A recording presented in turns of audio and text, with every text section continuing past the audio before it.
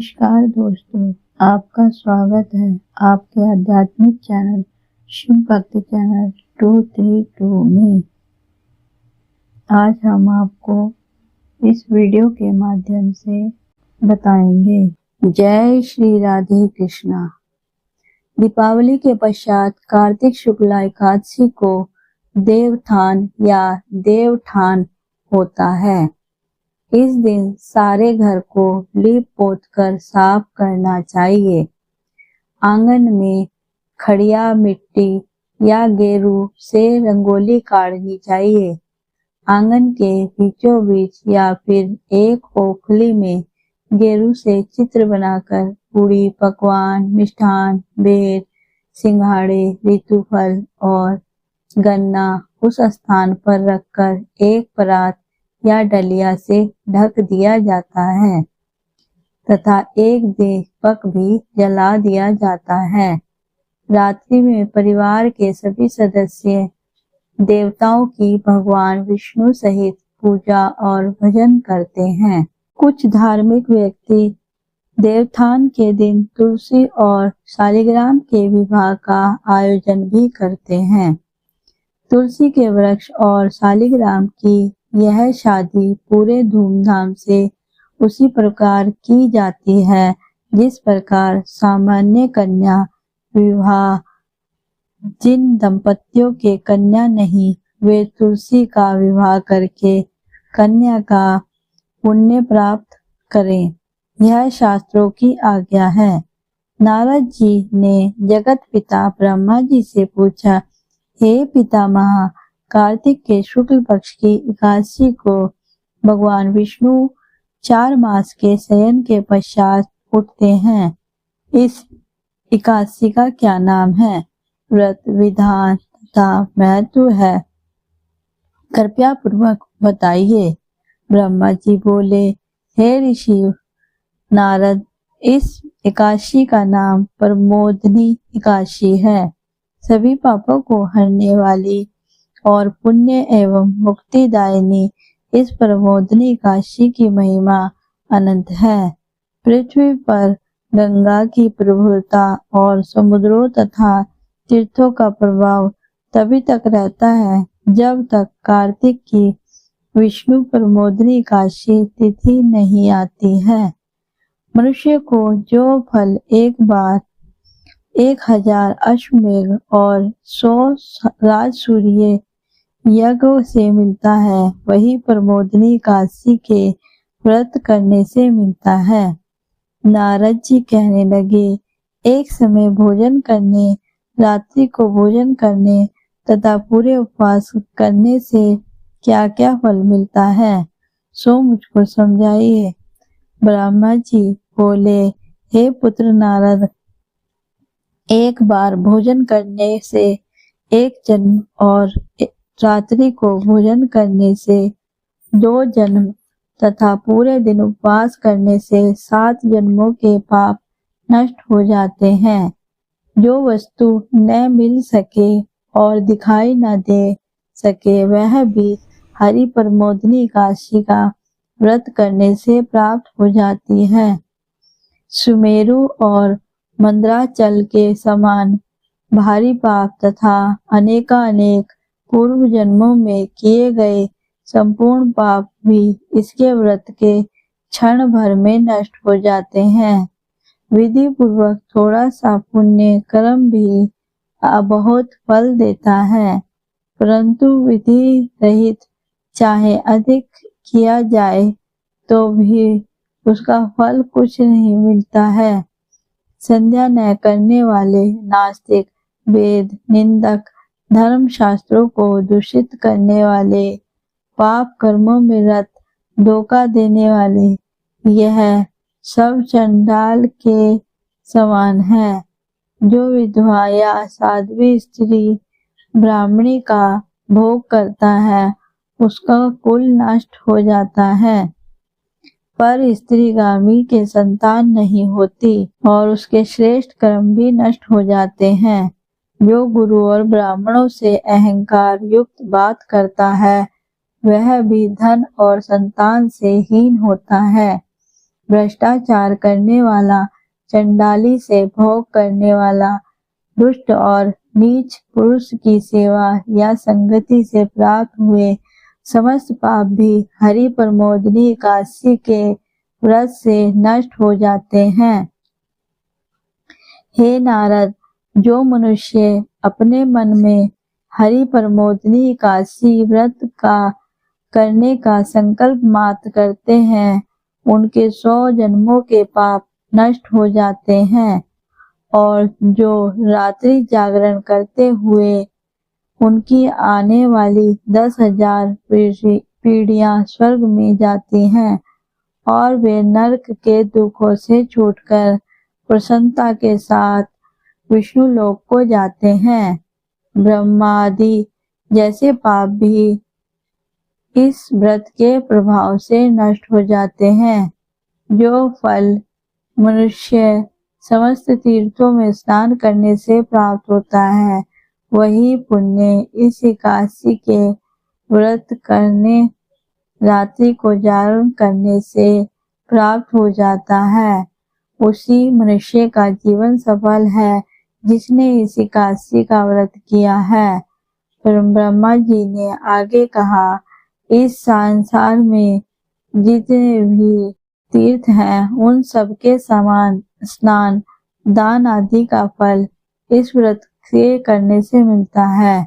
अतः और सब कर्मों को त्याग कर भगवान के प्रसन्नतानाथ कार्तिक शुक्ला हरि प्रमोदनी एकादशी का व्रत सभी को करना चाहिए। वही ज्ञानी, तपस्वी तथा जितेंद्रिय है और उसी को भोग तथा मोक्ष प्राप्त होता है। जो हर प्रमोदनी एकादशी का व्रत करता है, जिसने एक बार प्रमोदनी एकादशी व्रत किया है, वही मोक्ष का अधिकारी हो जाता है। मन, कर्म, वचन तीनों लोक के पाप इस रात्रि को केवल जागरण मात्र से नष्ट हो जाते हैं। हरि प्रमोदनी के दिन जो मनुष्य यह भगवान प्रसन्नतार्थ स्नान आदि दिया जाता है, उसके अक्षय पुण्य को प्राप्त होते हैं।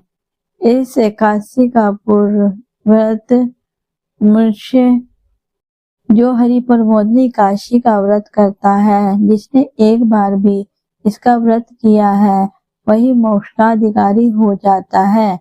मन, कर्म, वचन तीनों प्रकार के पाप इस रात्रि को केवल जागरण मात्र से नष्ट हो जाते हैं। हरि प्रमोदनी के दिन जो मनुष्य भगवान के प्रसन्नार्थ स्नान, दान, ज्ञान, यज्ञ आदि करते हैं, वे यक्ष पूर्ण पुण्य को प्राप्त हो जाते हैं।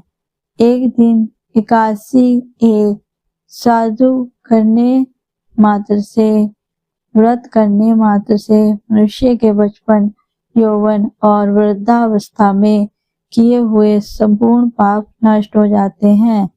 इस रात्रि में जागरण करने का फल चंद्र ग्रहण अथवा सूर्य ग्रहण के समान समय पुष्कर में स्नान करने से हजारों गुना मिलता है। तथा जो मनुष्य प्रमोदनी एकादशी का व्रत नहीं करते, उनके सब पुण्य व्यर्थ हैं। अतः हे नारद, तुमको भी विधि पूर्वक यत्न के साथ इस व्रत को अवश्य करना चाहिए। कार्तिक के मास में धर्म परायण होकर जो व्यक्ति अन्न नहीं खाता, उन्हें चंद्रायण व्रत करने का फल मिलता है। हे देवर्षि नारद, अब मैं तुम्हें एक अत्यंत गूढ़ रहस्य की बात बताता हूँ। कार्तिक मास में भगवान दान आदि से उतने प्रसन्न नहीं होते हैं जितने श्रद्धा पूर्वक शास्त्रों की कथा सुनने से होते हैं।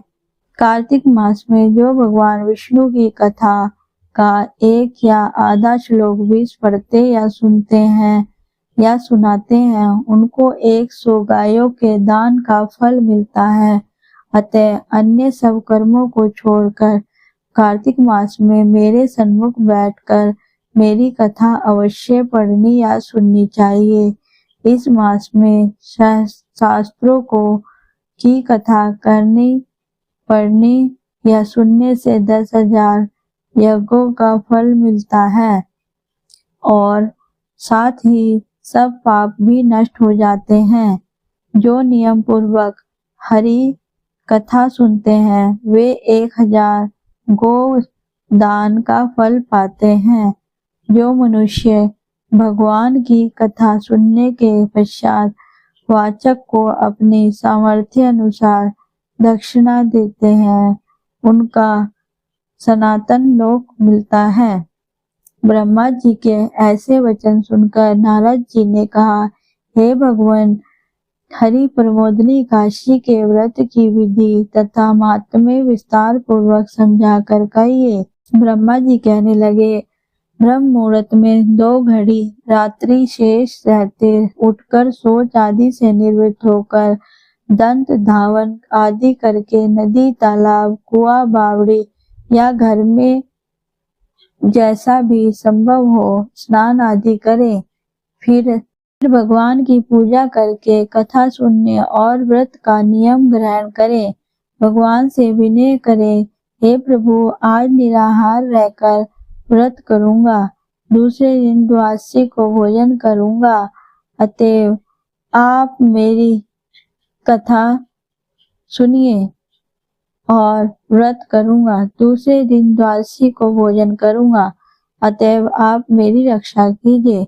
तत्पश्चात भक्ति भाव से व्रत करें तथा रात्रि को भगवान के आगे जागरण, नृत्य, गीत आदि करने चाहिए। प्रमोदनी काशी को कृपणता त्याग कर पुष्पों, फलों, अग्र, धूप, दीप, नैवेद्य आदि से भगवान का पूजन करना चाहिए।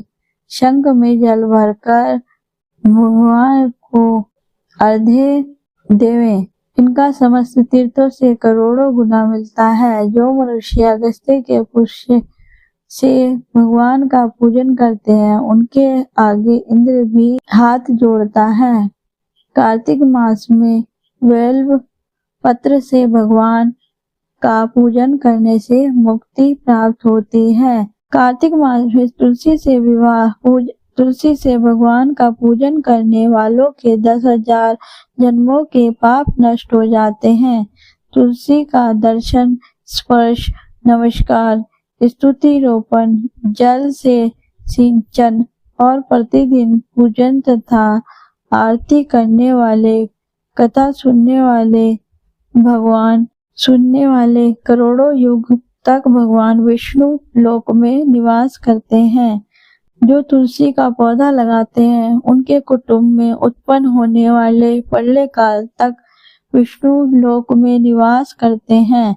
हे मुनि, रोपी हुई तुलसी जितनी जड़ों का विस्तार करती है उतनी ही 1000 युग पर्यंत तुलसी करने वाले के सुकृत का विस्तार होता है। जिस मनुष्य की रोपण की हुई विष्णु तुलसी को जितनी शाखाएं पर शाखाएं, बीज और फल पृथ्वी में बढ़ते हैं उनके उतने ही कुल 2000 कल्प तक विष्णु लोक में निवास करते हैं। जो कदम के पुष्पों से विष्णु भगवान का पूजन करते हैं वे कभी यमराज के दर्शन नहीं करते। गुलाब के पुष्पों से भगवान का पूजन करने वाले को मुक्ति प्राप्त होती है। जो वकुल और अशोक के फूलों से भगवान का पूजन करते हैं वे सूर्य और चंद्रमा के रहने तक किसी प्रकार का शोक नहीं करते। जो मनुष्य सफेद या लाल कनेर पर भगवान अत्यंत प्रसन्न रहते हैं वे करोड़ों गौओं के दान का फल पाते हैं। जो दूब के अंकुरों से भगवान की पूजा करते हैं उन्हें 100 गुना फल प्राप्त होता है।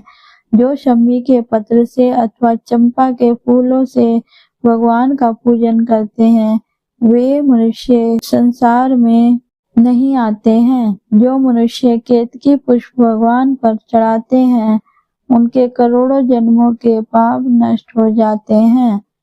पीले और लाल वर्णों के कमल पुष्पों से भगवान का पूजन करने वाले श्वेत द्वीप में निवास पाते हैं।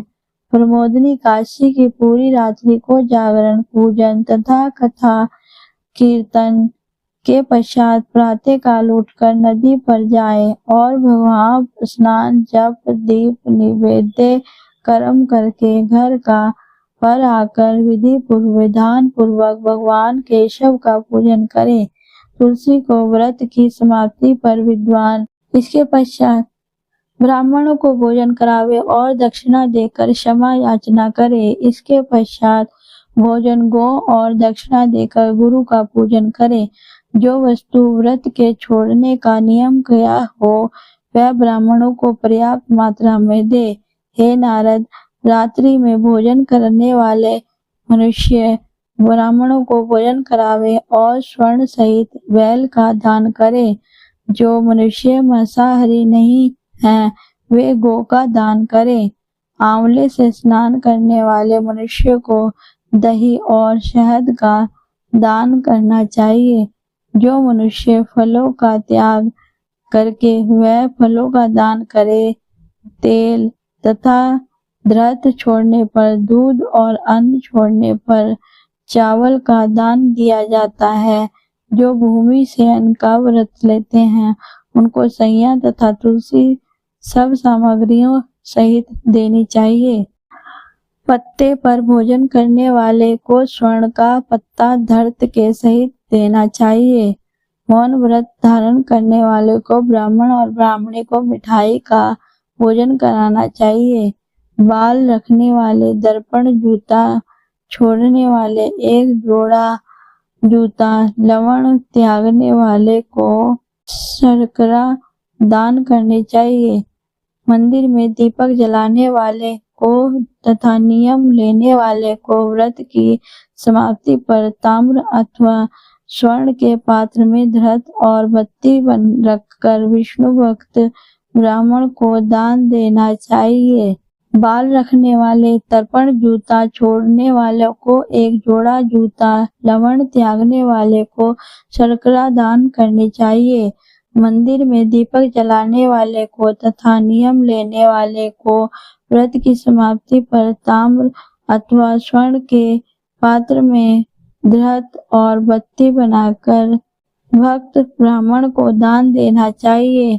एकांत व्रत करने वाले को व्रत 8 कलश वस्त्र और स्वर्ण से अलंकृत करके दान करने चाहिए। यदि इतना संभव न हो तो सके उनके अभाव में जितना अधिकाधिक हो जाए उतना अवश्य दान करें। ब्राह्मण को आशीर्वचन सब व्रतों की सिद्धि देने वाला कहा गया है, अतः उन्हें सब प्रकार से संतुष्ट करके विदा करे। तत्पश्चात स्वयं भी भोजन करे और जिन वस्तुओं को चातुर्य मास में छोड़ा हो उन वस्तुओं को ग्रहण कर ले। हे नारद, जो बुद्धिमान इस प्रकार चातुर्य मास का व्रत निर्विघ्न समाप्त करते हैं उनका पुण्य जन्म नहीं होता है। यदि व्रत नष्ट हो जाने पर व्रत करने वाले को की तो बात ही क्या है। इस कथा को पढ़ने या सुनने मात्र से ही अनंत गोधन का फल प्राप्त होता है। तो प्रेम से बोलो जय श्री राधे कृष्ण।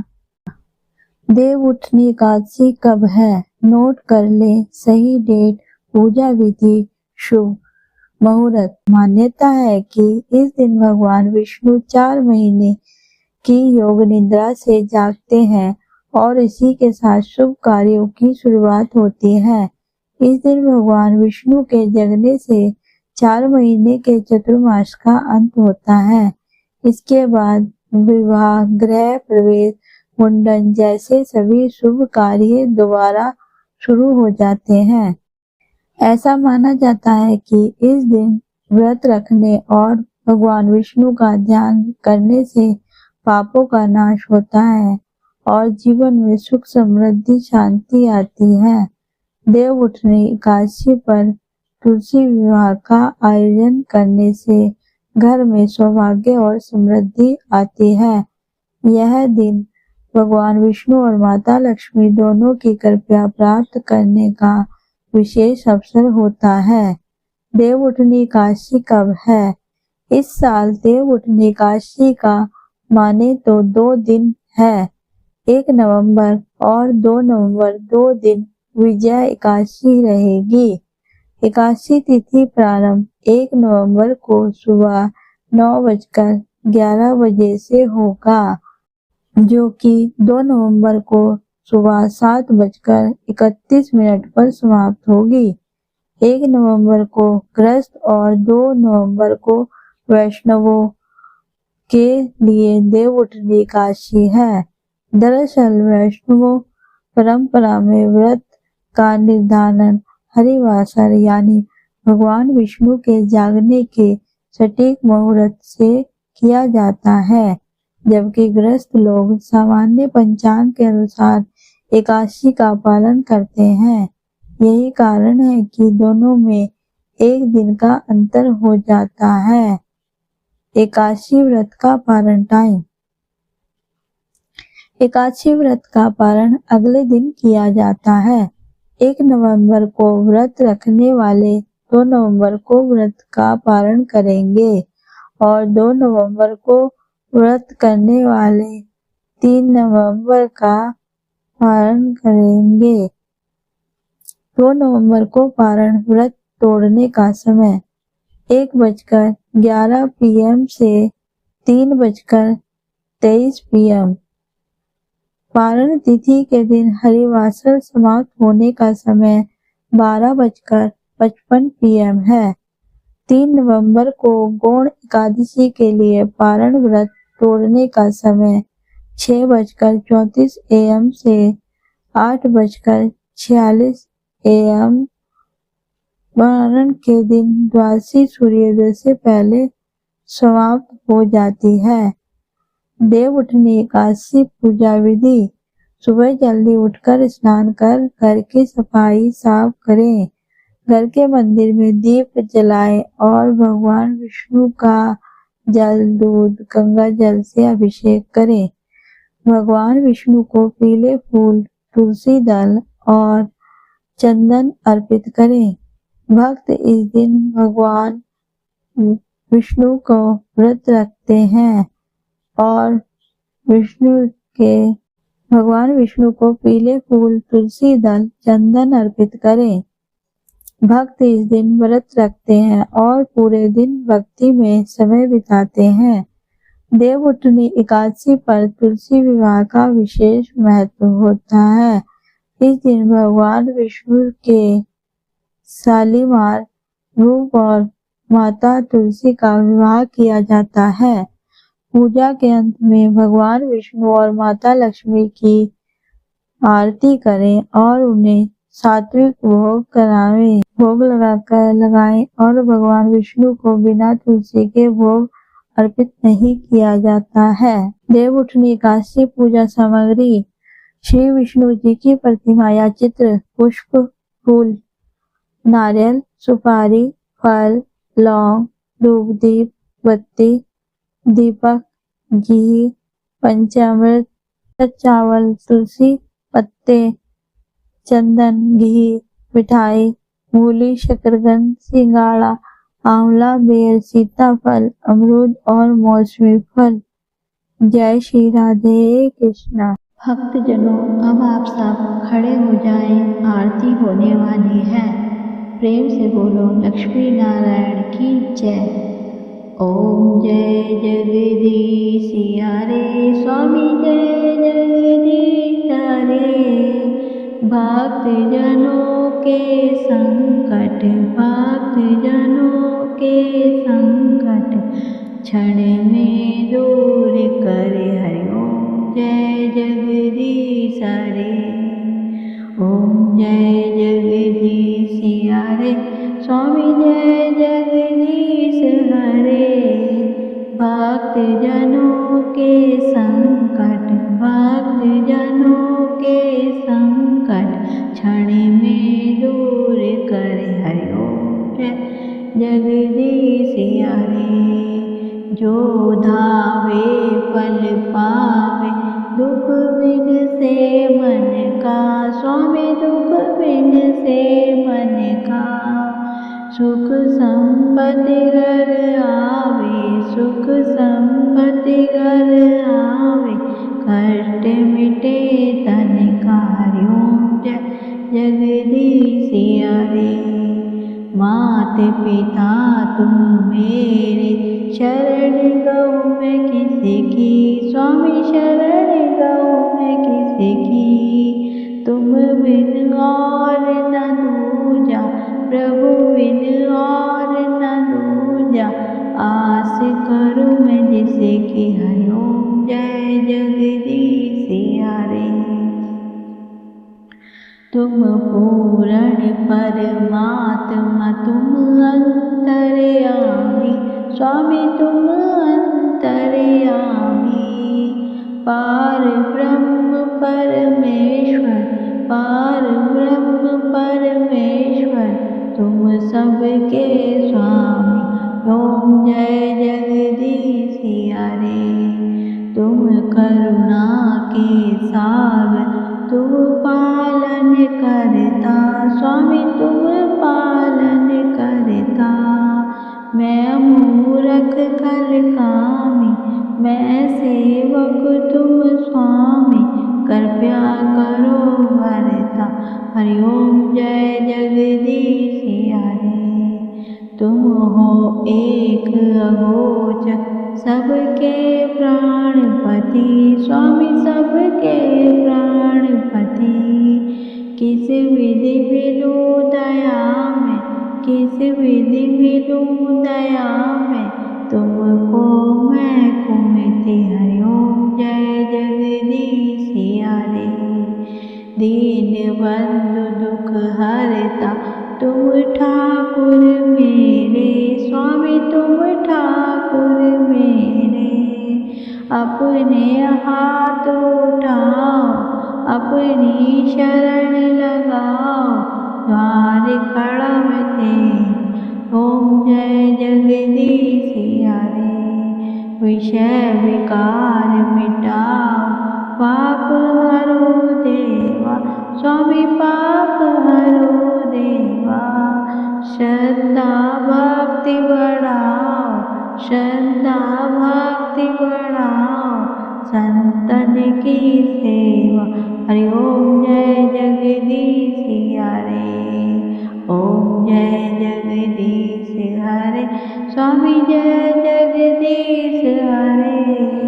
भक्त जनों के संकट, दास जनों के संकट, क्षण में दूर करे। हरि ओम जय जगदीश हरे।